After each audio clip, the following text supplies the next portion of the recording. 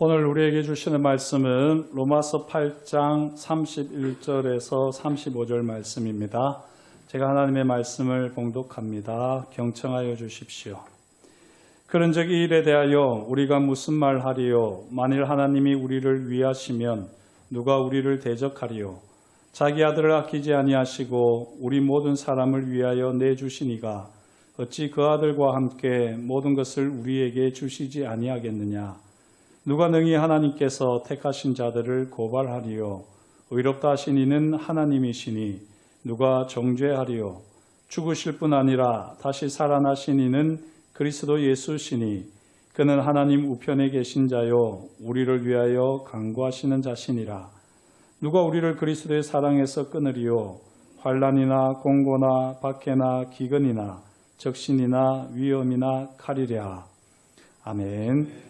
여기까지의 말씀으로 함께 은혜를 나누겠습니다. 먼저 잠시 기도하겠습니다. 하나님 아버지, 세상에 속한 모든 것들을 주님의 십자가 앞에 내어놓고 오직 주님의 말씀 앞에 섭니다. 이 시간 주님의 말씀으로 우리를 새롭게 하여 주시고 참으로 주님의 말씀이 우리 가운데서 역사하는 것을 온전히 경험하는 복된 시간 되게 하여 주옵소서. 말씀을 전하는 자나 듣는 자가 성령 안에서 하나 되게 하시고 부족한 사람의 죄와 허물은 십자가 보혈로 덮어 주옵시고 오롯이 주님의 말씀만이 선포되게 하여 주옵소서. 모든 것을 감사드리오며 예수님의 이름으로 기도드립니다. 아멘. 최근에 맥 에럴이라고 하는 분이 쓰신 스몰 트라우마라고 하는 책을 제가 받들었습니다. 거기 1장 표지를 딱 넘기고 나면요, 왼쪽에 이 글이 적혀 있었습니다. 제가 한번 그대로 읽어보겠습니다.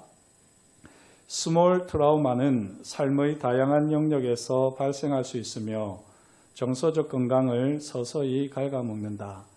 그러나 이런 작은 정신적 상처들이 우리에게 어떤 영향을 끼치고 해결되지 못해 누적된 스몰 트라우마가 우리의 삶을 어떤 상태에 이르게 하는지 이해하고 나면 이를 활용한 AAA 접근법을 통해 정신적으로 굳건한 면역 체계를 구축할 수 있다. 정서적 힘을 키우는 훈련은 회복 탄력성을 강화함으로써 누구나 경험하는 주요 생애 사건과 같은 더 큰 문제에 맞닥뜨렸을 때 보다 건강하게 대처할 수 있게 돕는다. 이렇게 되어 있습니다. 이 책의 전체 내용을요, 한눈에 가늠할 수 있는 내용입니다. 우리는 트라우마라고 하면요, 어떤 큰 사고 이후에 남게 되는 정신적 상처를 떠올립니다. 하지만 그런 트라우마를 겪지도 않았는데 어느 순간 삶이 와르르 무너지는 이유가 무엇일까? 여기에 대해서 궁금증을 가졌던 맥 에럴은요, 이 의문을 가지고서 문제를 파헤칩니다. 그리고 그가 발견한 새로운 개념이 바로 스몰 트라우마라는 겁니다. 평소에는 잘 인식하지 못했던 이 작은 정신적 상처들이 켜켜이 쌓였다가 어느 한순간 삶을 무너뜨릴 수 있음을 깨닫고 이 스몰 트라우마 관리를 위한 AAA 접근법을 제안합니다. 이 AAA는요, 각각 약자가 되는데 인식, awareness, 그리고 수용, acceptance, 그리고 행동, action, 이 각각의 첫 자를 따서 AAA 접근법이라 소개합니다. 이 책에 보면 다양한 삶의 자리에서 생기는 트라우마들, 그 트라우마를 AAA 접근법을 통해서 해결해 나가는 방법을 제시하고 있습니다. 맥 에럴 자신도 실제로 상담을 받기가 어려우신 분들은 이 책을 통해서 상담을 경험하게 될 것이다. 이렇게 말을 하기도 하는데요. 저는 아주 재미있게 흥미롭게 읽었습니다. 저의 작은 트라우마들이 이렇게 만져지는 경험들도 했는데요. 한번 관심 있으신 분들은 읽어보시면 참 유익할 것 같습니다. 성경에도 트라우마가 등장합니다. 신약 성경을 보면 트라우마라고 하는 헬라어가 딱 한 번 등장합니다. 바로 누가복음 10장 34절인데요. 가까이 가서 기름과 포도주를 그 상처에 붓고 싸매고 자기 짐승에 태워 주막으로 데리고 가서 돌보아 주니라. 이 말씀은 어떤 단어가 트라우마일까요? 여기 상처가 바로 트라우마입니다. 선한 사마리아인은 강도를 만나서 만신창이가 됩니다. 선한 사마리아인은 강도를 만나서 만신창이가 된 이 상처 입은 사람을 도와주게 됩니다. 그때 이 예수님께서 사실 누가 저의 이웃입니까? 라고 물었을 때에 바로 이 선한 사마리아인 이야기를 하시면서 너도 이와 같이 하라 말씀하셨더랬지요.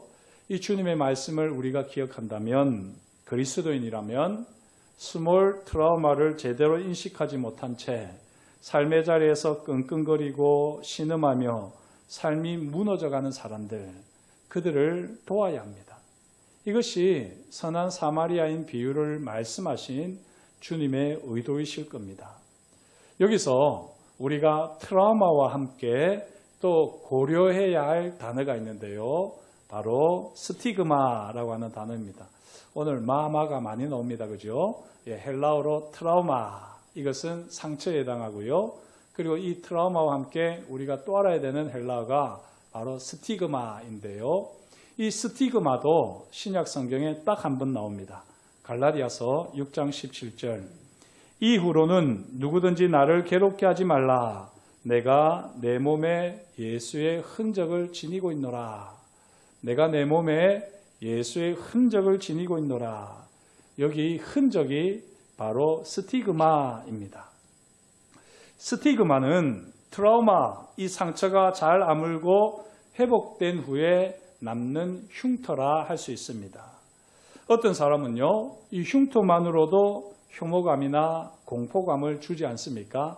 특별히 이 조폭들 얼굴이나 이 몸에 난 흉터를 보면 좀 끔찍합니다. 그리고 차라리 주변에 없었으면 좋겠다 이런 마음이 들기도 하지요.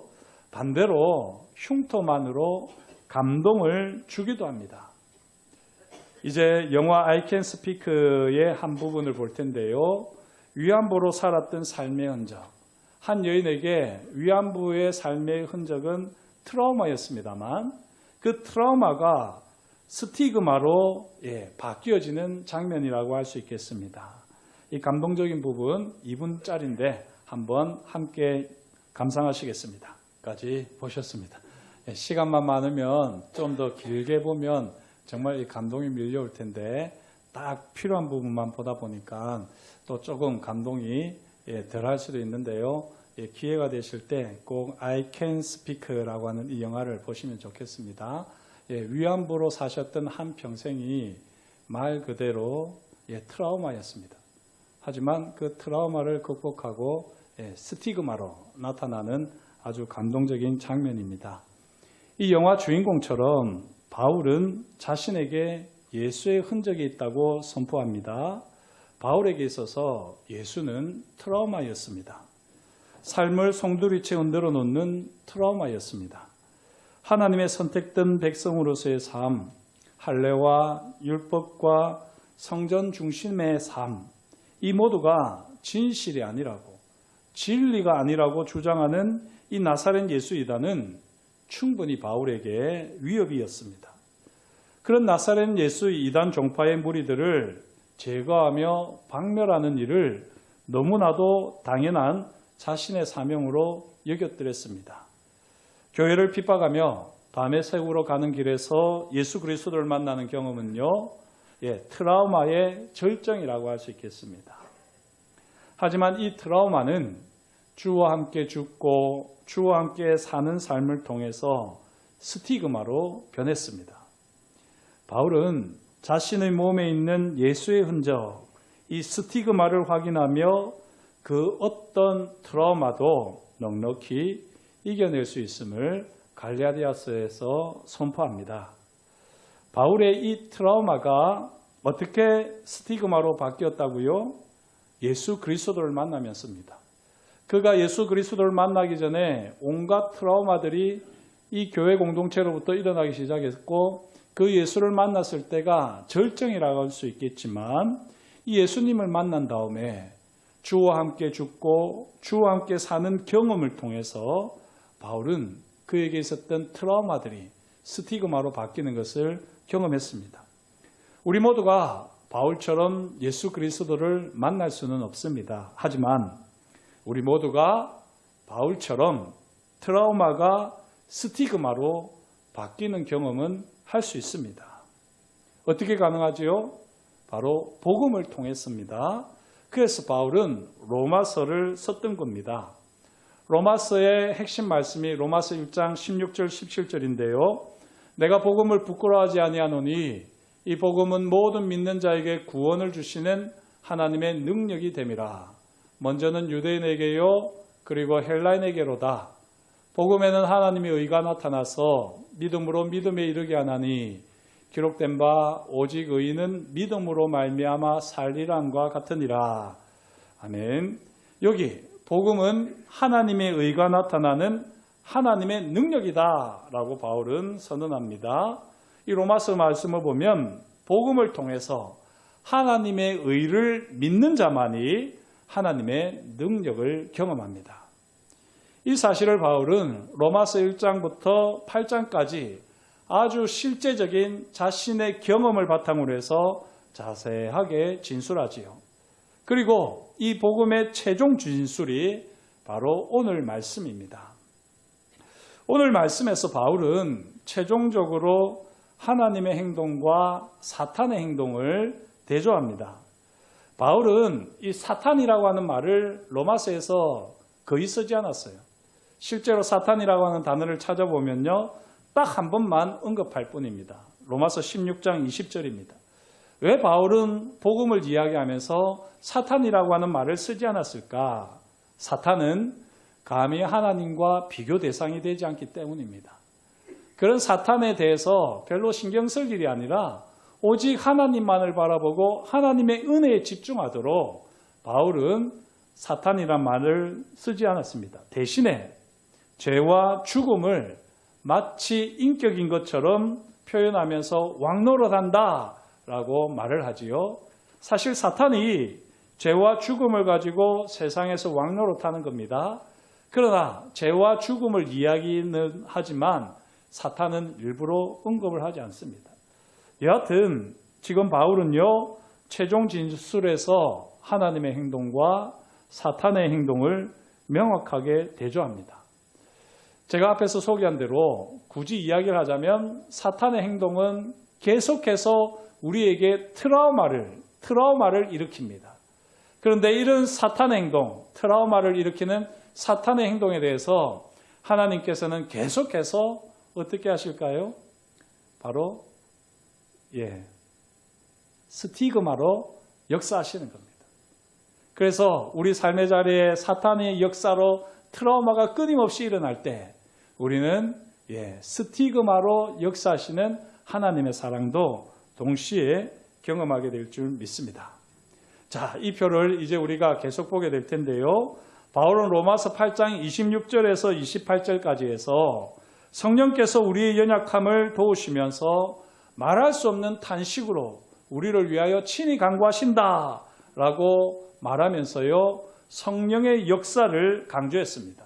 그리고 나서 곧이어서 29절 30절에서 하나님의 행동 5가지를 그가 정리합니다. 앞에 나와 있는 대로 미리 하심, 미리 정하심, 부르심, 의롭다 하심, 영화롭게 하심. 이 5가지 중에서 미리 하심과 미리 정하심은요. 우리 인간 이해의 수준을 넘어서지요. 그래서 다른 하나님의 행동과 달리 미리라고 하는 표현이 있는데 사실 이 2가지는 인류 역사 속에서 경험할 수 없는 하늘에서 일어나는 하나님의 고유한 영역이라 할 수 있습니다. 바울은 이 미리 하심과 미리 정하심을 33절에서 하나님께서 택하신 자들이라고 하는 표현을 통해서 분명하게 이야기하는데요. 바로 하나님의 이 미리 하심과 미리 정하심이 하나님의 택하심입니다. 하나님의 택하심에 대응하는 마귀의 행동이 무엇입니까? 바로 대적과 고발로 나타납니다. 악한 마귀 사탄은 하나님의 택하심에 대응하여 보이지 않는 세계에서부터 계속해서 택한 자들을 대적하며 고발합니다.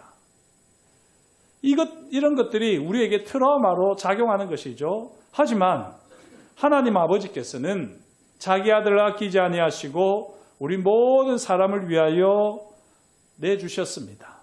그리고 어디에서 죽게 하셨습니까? 십자가에서 죽게 하셨습니다. 그리고 이 십자가로 우리를 부르시고 그 아들과 함께 모든 것을 우리에게 주십니다. 십자가 부름에 응답하는 모든 믿는 자들에게 하나님께서 예수님의 십자가와 함께 모든 권세와 능력을 주시면서 마귀의 괴계를 넉넉히 이기게 하시는 줄 믿습니다. 끊임없이 우리에게 마귀가 우리를 대적하는 것 같고 마귀가 우리를 고발하는 것 같을 때 그때 우리는 하나님의 부르심을 기억하며 주님의 십자가 앞으로 나아가서 하나님의 은혜로 이 마귀가 일으키는 트라우마들을 넉넉히 이기는 우리 모두가 될 것입니다. 자, 그런데요, 마귀는 여기서 더욱더 안달복달하면서 어떻게 할까요? 하나님께서 부르신 자들을 정죄합니다. 이런 경험들 다 있으시죠? 바울도 이런 경험을 로마서 7장에서 아주 처절하게 표현하는데요. 하나님께서 택하시고 부르신 자들이 어쩌면 이토록 하나님의 기대에 부응하지 못하고 죄와 사망의 종로를 하고 있느냐? 라면서 끊임없이 사탄은 우리를 괴롭힙니다. 십자가 권세와 능력을 주면 뭐하느냐? 너희들이 제대로 사용도 못하지 않느냐? 과연 너희들이 하나님의 자녀가 맞느냐? 한낱 죽을 죄인에 불과한 것은 아니냐? 걸어다니는 시체, 죽음을 기다리는 사형수 같은 죄인이 아니냐? 라면서 끊임없이 사탄은 우리가 행하고 있는 말과 행실, 우리의 생각과 우리의 양심을 파고들면서 우리를 정죄합니다. 끊임없이 우리에게 트라우마가 일어나는 것이죠. 하지만 이때 하나님께서는 사탄의 정죄에도 아랑곳하지 않고 우리를 의롭다 해주십니다. 하나님께서 미리 아시고 미리 정하시고 십자가로 부르신 우리를 의롭다 하십니다. 할렐루야. 우리가 의로운 게 아니라 우리를 의롭다고 해주시는 겁니다. 우리가 예수님의 십자가 앞으로 나와 십자가를 붙들기만 한다면 우리가 아무리 연약하고 부끄러운 죄인일지라도 말로 다할 수 없는 허물과 수시로 흔들리는 죄의 유혹에 함몰되어서 죄투성이라 할지라도 사탄이 끊임없이 우리의 양심을 찌르며 정죄할지라도 하나님께서는 우리를 의롭다 하십니다. 사랑하는 성도 여러분, 우리를 의롭다 하시는 하나님의 음성을 듣고 계십니까?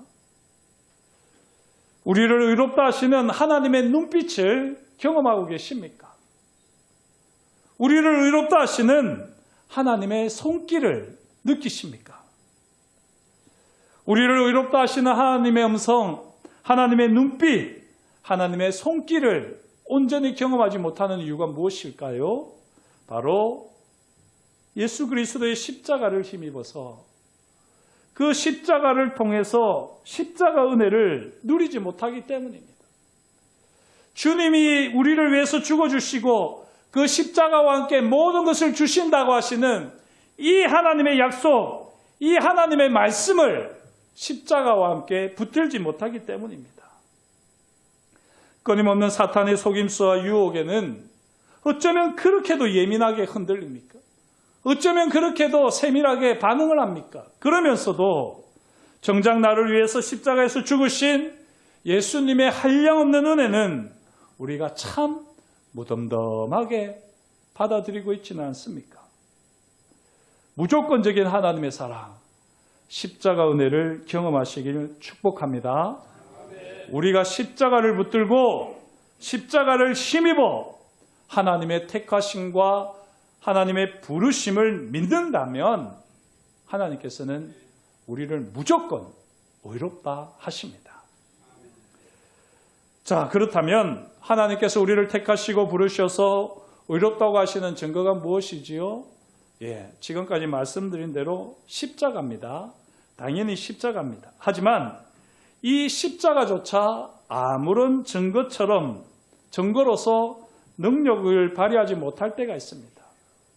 그럴 때 또 다른 삶의 증거는 무엇일까요?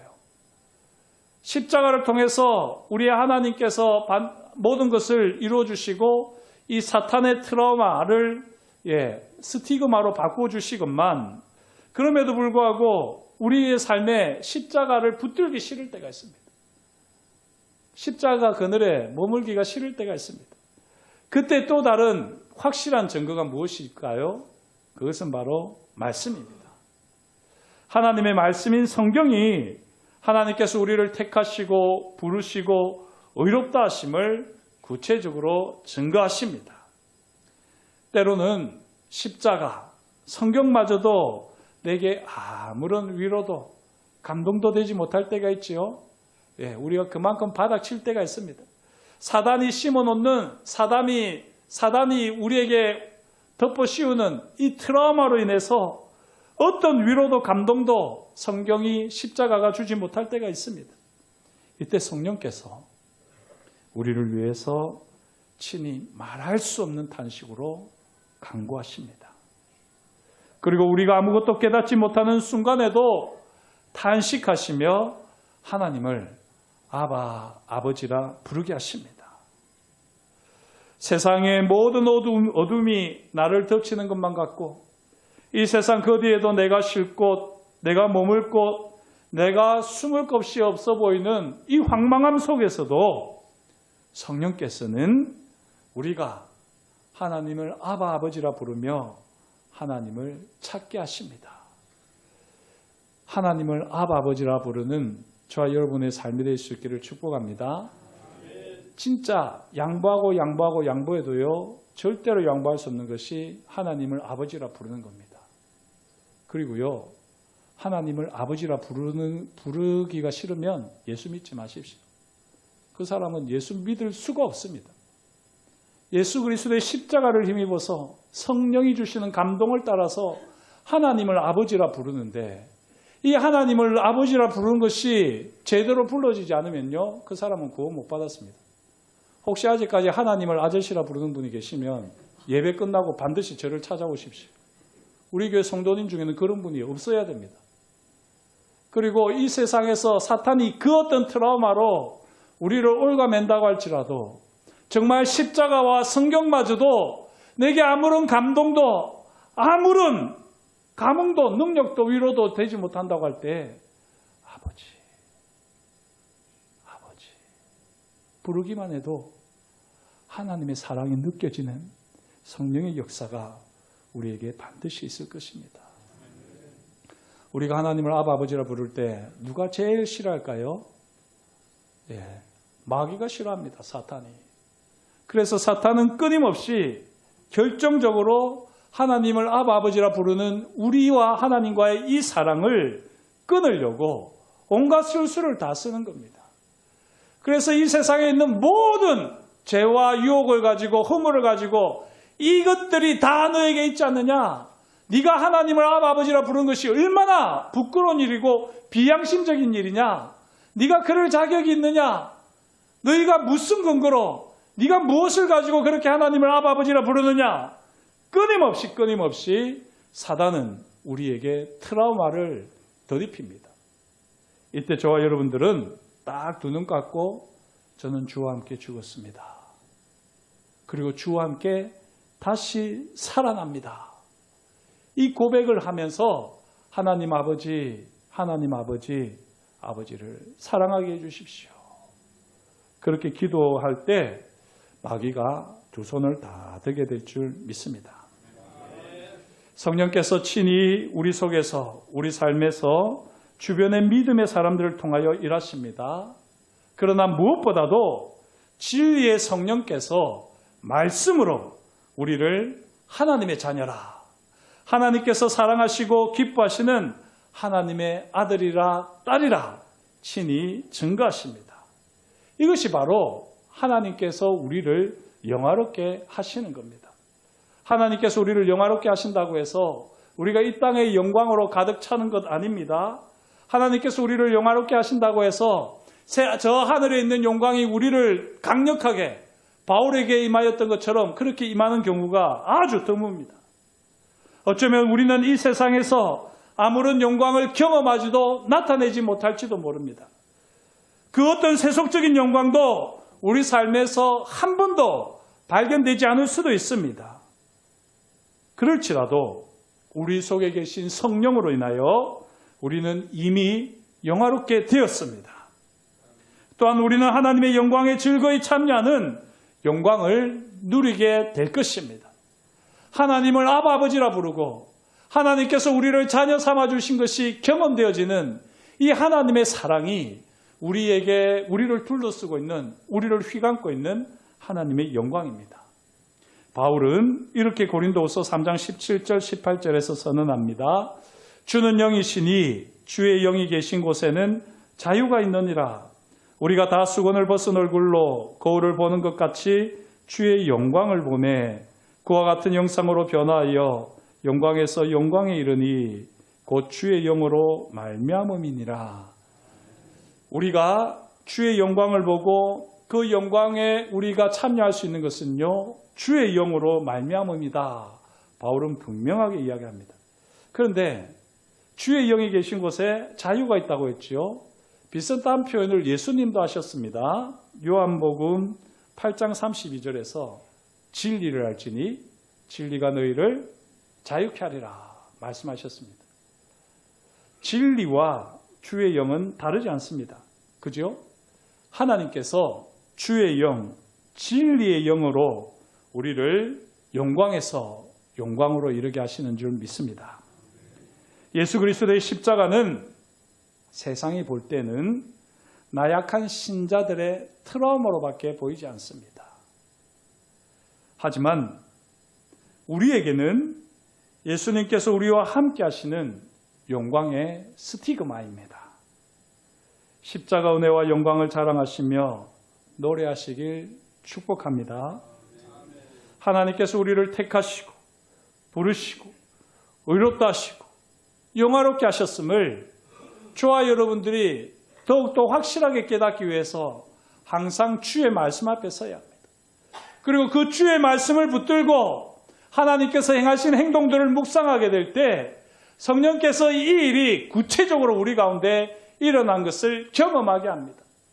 특별히 우리 삶의 자리에서 온갖 아픔과 시련과 고통, 불안, 염려, 근심, 이 마귀가 심어놓는 온갖 트라우마들로 인해서 우리가 너무나도 힘들 그때 우리가 말씀 앞에서 진리의 영이신 성령께서 우리 가운데 역사하시는 것을 경험할 때 그 트라우마는 스티그마로 바뀌어지는 주의 영광을 경험할 것입니다.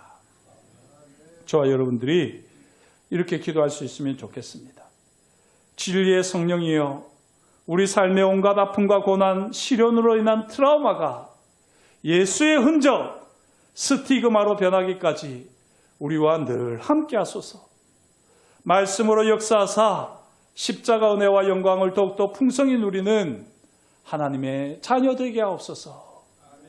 이 기도와 함께 늘 말씀 앞에서는 저와 여러분이 되시기를 주의 이름으로 축복합니다.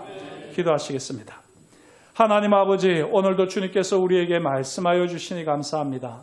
하나님의 말씀을 따라 우리가 어떠한 사람이 되어야 할지, 또 우리 삶의 자리에서 우리가 보게 되는 죄와 허물의 영향력들, 사탄이 역사하는 트라우마로 인하여서 더 이상 우리가 함몰되지 않겠습니다.